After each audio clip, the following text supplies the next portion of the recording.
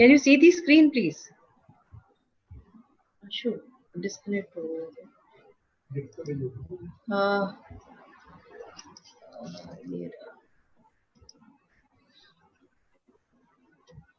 ये इतना सारा क्या देख रहे हैं? मीट खुला हुआ है क्या? So now can you see the screen, please? Is it fine? Yes, please start. So very good evening to all, and this is the presentation regarding the GOI initiatives regarding blood disorders. So as we understand that blood disorders imposes a heavy burden on families and the health sector in India, a big cause of morbidity and mortality. That's why we all are here to address the issue. Despite improvements in therapy, death rate in this contemporary sample of transfused adult subject with THAL or SCD, that is sickle cell disease, is 3 times greater than the general US population. So when we talk about the sickle cell disease, it's a group of, we understand it's a group of inherited red blood disorders with SCD, the hemoglobin into stiff rods with the red cells. The cells are supposed to be dish shaped, but this changes into the crescent or sickle shape. So this is important to know where people have been joined with us who should know what is exactly the sickle cell disease and why we are talking about it. The sickle cell shapes are not flexible and cannot shape each time. Many of them burst apart as they have to move through blood vessels. The sickle cell usually only lasts for 10 to 20 days instead of normal 90 to 120 days. So we all understand what is sickle cell disease, and sickle cell affects millions of people throughout the world and is particularly common among South Africa, Caribbean, Central America, Saudi Arabia, Indian and Mediterranean countries. So understanding the thing is that we have to understand in a way that our countries are equally affected with sickle cell disease, and till date we are able to take much of the care, but still we have to struggle a lot. So in India, we see that around 10 to 15,000 babies with thalassemia major are born every year, and sickle cell disease affect tribal groups as well as some other communities in center states such as central, western, north and southern parts of India. So now you can see now it is being affected in all the regions. It's not only that some central earlier it was said that these are affecting only tribals and all, but now it is not like that. Because of migration, it has been affected with the other parts of the country. The healthcare of costing of caring of these patients are chronically ill patients are substantial. So the cost, while we were doing the cost estimation and other things, is very difficult to understand because the cost is pretty high, and the government of India has though taken the initiative, but still it is very high. So if you can see the disease burden that in India, beta thalassemia is prevalent across the country. An average frequency of caries being 3 to 4%. A high frequency has been observed in central communities such as Sindhi, Punjabis, Gujarati, Bengalis, Maharas, Koli, Saraswat, Lohanas and Gauls. Why I'm also talking about thalassemia? Because when we talk about our sickle cell, it is not an individual program. It is concerned with hemoglobinopathies, and hemoglobinopathies consist of thalassemia, sickle, and other variant hemoglobins. So this is important that we should understand the disease person where the thalassemia is more high, or where we have the concern for the sickle cell disease and for HBE as well. So HBS is highly prevalent. We say that hemoglobin sickle is highly prevalent in tribal population of southern, central, and western, reaching as high in 40% in some of these, 48% in some of the communities. So in Chhattisgarh, I have been to Chhattisgarh, I have been to Telangana, in some of the tribes is going up to high up to 48. Even in Odisha, Dr. Jena is here and he will very well agree that in some of the communities, the Bulla belt, it is consists of 48% of the people who are affected with this disease. HBEs, as we understand, is carrier frequency is high as 50% in some areas, and found in lower frequency in eastern states of Bihar and Uttar Pradesh. So in blood disorder, India has the largest cohort. Up now you understand that we have 27 million new birth in 2010. The country has the second largest global population of 1.21 billion and a high birth rate of 21.8%. Genetic disorders arise in the population through spontaneous mutations and through affected birth in families with known risk of genetic disorders in absolute numbers, and with birth prevalence of genetic disorders is likely high to be in India. Whatever we have the estimations, they are only estimation, because till date only ICMR has done some of the surveillances, which has been done in some of the communities, not even in the entire country. So we cannot say that these estimations are totally there, but still we can say, we can estimate that this is the disease burden, and thus blood disorder plays a great burden on healthcare services. You can see some of the pictures which I have taken from my own hospitals, which is very important. The patient with sickle cell, and then thalassemia, hemophilia. So now you can see the prevalence of hemoglobinopathies in India. This map you can see in our guidelines, which is for the prevention and control of management of hemoglobinopathies. You can see this, and this map says that you can see most of the states are being affected with this disease.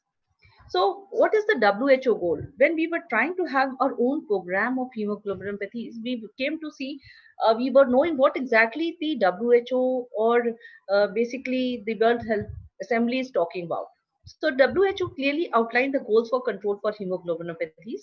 They said that to provide affordable and adequate therapy for those affected, reduce the number of children with the disease through strong political, administrative, and financial support.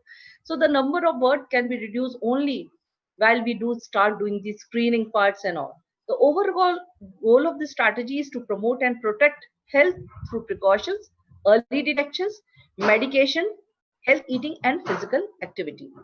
So you can see that World Health Assembly resolutions in 2006, World Health Assembly passed a resolution urging member states to develop and implement reinforced comprehensive national integrated programs of prevention and management of hemoglobinopathy. And India was one of them. And the member states were also urged to develop and strengthen medical genetic services and community education and training, which was very important. And keeping these principles in mind, we came to develop our own strategy. Dr. Jenna was part of it. I hope he remembers that. And so, what was the mission of GOI? What was the mission of NHM? To provide a better future for all thalassemia, sickle cell disease, and hemophilia patients and their families. We are also talking about their families, because it's equally important when we talk about our patients, their families are equally affected with that. So, this is important that we talk about the mental trauma of their families also, to lower the prevalence of hemoglobinopathies and hemophilia by reducing the numbers of children affected. So, how can we reduce the number? That was a challenge to us. To provide optimal treatment to those affected. Now, the concern was those who are already affected. It is not their fault, and prevent the birth of further children with disease through carrier screening, genetic counsel, and prenatal diagnosis. Where the facilities has already been started. I think Dr. Jina knows about it, that they have started with the prenatal diagnosis services. In many of the states, we have started with the prenatal diagnosis services, and especially the aims are the centers which will be initiating these services for in each and every state. The new initiative and vision under the National Health Mission provides a golden opportunity to administer adequate therapies for those infected, making them lead a better life. So our concern was that if we give the medication or we do the monitoring of these patients, but the rehabilitation part is equally important for these patients, so they lead a normal life. That is very important when you talk about the patient, any patient. Our concern at the government of India is any patient who is working, who is suffering from the disease and blood disorders like aplastic also, and other diseases which are not able to be cured as soon as possible. So rehabilitation is one a chance where you can get them lead a good life. So we also did a health economics, and we find that this prevention was far better than the management part. So when we started looking at these health economics, and there was a study from Dr. Roshan Kola, who is supposed to be the ex-director of NIH, National Institute of Immunohematology. She did a study and she said ki it is basically, if we start doing the prevention program, the per capita income and everything was checked, and we found that it is coming to more than that. So the per capita income, which was very less, and the compared to the management, it was quite high. So you can see that we have just estimated 50 years, if a person is living, then how much is the money? It's around 100 crores which come if 1% of the people survive. So now you see the treatment cost individual, and you can see the prevention. And so what happens if we do the screening? It's just 6 crores. If we do 12,000 beta thalassemia children are born, if we do the screening, only 6 crores are being spent. But if we take the total cost of the treatment, it's 240 crores. Now you can very well understand how we can judge out these kids at the treatment versus screening. So screening was more focused on in this area. So now you can see all these slides, and you can always see the cost estimate and transplant corrective surgery, how much it affects. What is the cost which comes for the effective surgeries? So this was also calculated, because when you are drafting any of the guidelines or you are having some information about such things, then only the budget can be released to the state, which is important. And the state can also take advantage of these slides, so they can go ahead what exactly has to be done by the state level, at the state level. So our journey started with the technology, know-how and means to adequately treat and control both thalassemia and sickle cell disease were available, but which was not initiated as an intervention for various reasons before 2014. So step towards the journey of blood disorders, guidelines for prevention was started in 2015 and disseminated to the state in 2016.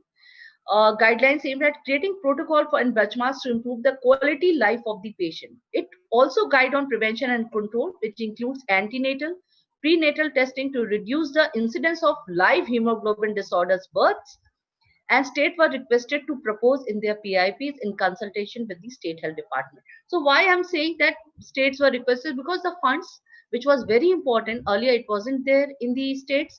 Some of the states were doing some part in very limited manner.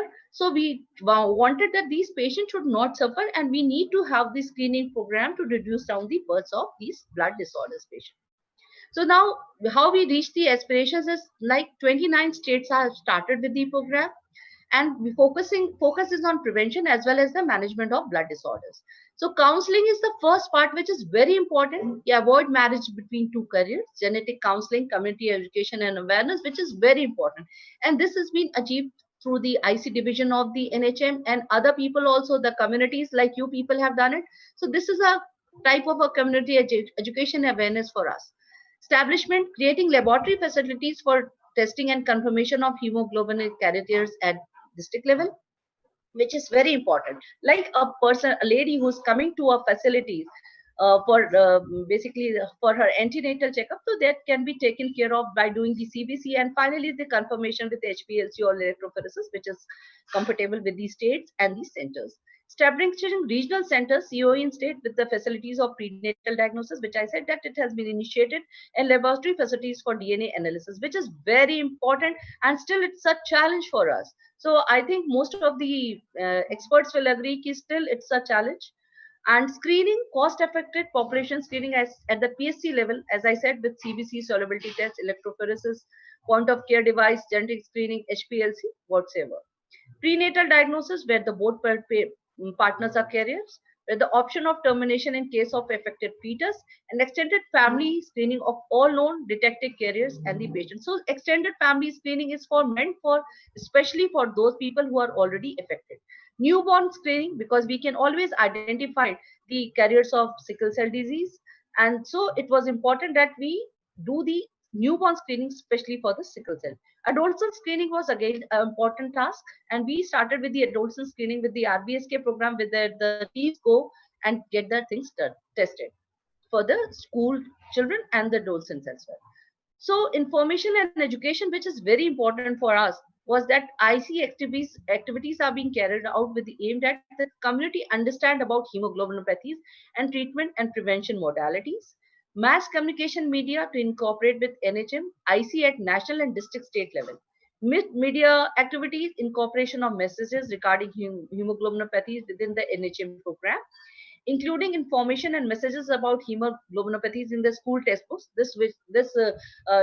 Delhi state has initiated and school health program and adolescent programs, and PowerPoint assisted educative talks and educational booklets distributed to students during school visits. So this is important when we are going, we are giving these education talks to the people. So they have to understand that what exactly though they are sufferer, they are carrier, but they are not understanding their own status, health status, which is very important. So for the management of hemoglobinopathies, it's like you provide at optimal care to all thalassemia sickle patients at the district level, ensuring the blood bank facility. So blood bank facilities has been basically initiated, and the concern was that where we don't have no blood bank facilities, we have started establishing our blood storage centers, where we are also trying to have the put the components over there. The new blood storage guidelines, which are very much into pipeline and may can see the light within 2 or 3 months, you will see that the blood storage center will also have the component separation. The component will be put in there, which will the components will be prepared at the blood bank, and the components will be kept at the blood storage center. So when I talk of components, that means the red cells, the plasma, and the platelets. So platelets, during dengue we also require platelets, and for plasma we understand that in hemophilia we require plasma. So iron chelation drugs and free blood are available to the patients. However, bone marrow transplant is the only curative therapy we understand, and is a well-established and accepted therapy. So identification of such centers with the help of the state governments.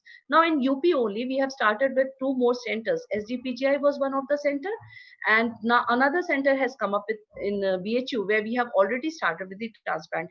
Even in MP also, Dr. Munshi is there. He will also like to elaborate that we have 2 transplant centers over there also, and people from private hospitals are coming, giving their free services to go ahead with the transplant. Now, training, which was very important to us, was universal training module. We developed a universal training module, which is very important because I understand my physicians, because we don't have hematologists across the country. Even the pediatricians are not knowing the entire subject. So our concern was we have to have the universal training modules, which are accessible on the sites also and can be taken up in the individual institutes. So like physician, pediatricians, for pathologists also, these modules are important. Increased visibility of antenatal screening by training personnel of sampling techniques and help of the with the help of the tertiary care centers where they are known, and train healthcare personnel for delivery of genetic counsel services for family at risk. So now we have identified 6 training centers. That is, one is AIMS Delhi, then another one is in Calcutta, then CMC Vellore, then another center is basically SGPGI Lucknow, PGI Chandigarh. So these are the centers where we are started with the training, and some of the states have already gone through the trainings and having the privilege of understanding the program in a better way. So financial support for obtaining treatment regime, we are just trying to help through our PIP process. We are trying to help the states that the support from NHM is there for the initiation of these activities. Universal treatment costs across the country. We didn't want that. In some of the state we were finding that the treatment cost is so high, and but in some other state it is quietly reduced. So now we want that universal treatment costs across the country, and here everybody has to participate, saying that the companies has to give the nominal rates, whatever state we are giving in one state, at the same rate has to be given into other states. This sorry, it's very important that the universal treatment cost is there across the country. A system of surveillance and registry is being established to track and evaluate outcomes such as patient registered, how many patients are registered, number of careers, couples opting for prenatal diagnosis, number of careers detected, school, pre-med state. So recently, I think Asmita will be informing about that 31 lakh people were screened. And out of that, we find that around 10% population was affected. So this was a challenge to it. When we came to know, they also got a Guinness Book of World Record saying that the maximum screening has been done in Chhattisgarh. But the concern was that so much people have been affected with this disease. So this was not so known. So this surveillance and screening programs are going to help and tell us in a better way. Even in MP, they are going to start with this program very soon. I think within 2 or 3 days they are going to start, with Dr. Munshi will be elaborating it, because I know about these things because the government of India is able to fund for these screening programs in a better way for the screening as well as for the management of the program. So what we are doing for establishing of ICHS centers, because it's again an important thing that these integrated center for hemoglobinopathies and hemophilia are established. So the people go directly to the centers to get the in treatment done. And about the blood information, the e-Rakt Kosh is already there, which tell us about the which blood is available in the blood bank, and the thalassemia and sickle cell patient can directly enroll themselves to get the blood in the time limits. Informing community and about appropriate treatment and management option, making these available through public health facilities. So we want that maximum people should come to the public health facilities, which is a better option. So political will and advocacy, we all understand that is very important. A small CSR project is also going with Coal India, where 120 BMTs has been done so far. And this project was initiated with Coal India, still running. Due to coronavirus period, we have stopped doing transplants because this was difficult for us, because the patient were not able to move and all these things were there. So, but more PSU help is required to take forward step towards prevention and cure of these blood disorders, because this money which what we at the government of India is doing, and I'm finding with these states also, every year the money is increasing, the budget is increasing everywhere. And it is surprising that, and thanks to government of India and my senior officials who have really taken up this matter, and the funds are going in a larger scale, where my states will, people will tell you how much when the money has been given from GOI. So challenges are still that comprehensive care and management of tertiary care, including rehabilitation. Again, I am saying rehabilitation, which is a very important context for us, because rehabilitation makes a person in a well-being, well-organized way. Establishing homeopathic stem cell transplant centers in the state, which is again a challenge. Augment facilities for stem cell collection and storage, again a challenge. I cannot say because in government it is not there, they only the private. And initiation of stem cell donor registry at the government's end, which is very important. You can see some of the this is the transplant picture, because this girl has been got the stem cell transplant done, and these are poor children, the BPL patients have been taken care, whose yearly income is less than 5 lakh rupees. So this is a project which has been taken up with the Ministry of Health and Coal India, and thanks to Coal India for this, that they have taken up this project, and 200 transplants has to be done. Out of that, 120 has been done, 18. But again, they are coming up with the new project where they are going to facilitate thalassemia transplant as well as the aplastic transplant. So Dr. Jena, be ready for that. I will be taking your help in this regard as well. And we all can work together to put together women. So I request you all that you all are needed in a better way to come forward and tell us your views about what exactly government of India can improvise in helping the hemoglobinopathies patient. Thank you so much.